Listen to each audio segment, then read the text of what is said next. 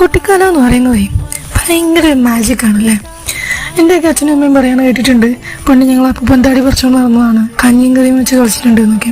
പക്ഷെ എൻ്റെ കുട്ടിക്കാലം ആയപ്പോഴേക്കും കഞ്ഞിയും കറിയുടെ കൂടെ തന്നെ TV എന്നൊരു സംഭവം വന്നപ്പോഴേക്കും TV, കഞ്ഞിയും കറി, പാർക്ക് ഇങ്ങനെയൊക്കെ ആയിട്ടോ. ഞങ്ങൾ ക്വാർട്ടേഴ്സിൽ താമസിച്ചിരുന്നത് കൊണ്ട് തന്നെ ഫ്രണ്ടിൽ പാർക്കുണ്ടായിരുന്നുകൊണ്ട് ഞങ്ങൾ വൈകുന്നേരം കളിക്കാനും പാർക്കിൽ പോകുമായിരുന്നു. ഞങ്ങൾക്ക് 2 പാർക്കുണ്ടായിരുന്നു.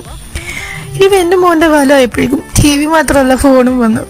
അപ്പം അവനെ അതിൽ നിന്നൊക്കെ ഒന്ന് ഒഴിവാക്കി ഒന്ന് സ്ക്രീൻ ടൈമൊക്കെ മാറ്റി അടിപൊളിയായിട്ട് എന്താ പറയുക, നമ്മളെ പണ്ടത്തെ കഞ്ഞിക്കറിയുടെയും ആ ഒരു ഇതിൻ്റെയും ഒന്നും സുഖം ഒരു TVക്കും ഒരു ഫോണിനും കിട്ടില്ല കേട്ടോ. അപ്പോൾ അങ്ങനെ കളിച്ചു വളരുന്ന കുട്ടികളുടെ ക്രിയേറ്റിവിറ്റിയും ഭയങ്കര ഡിഫറെൻ്റ് തന്നെയായിരിക്കും.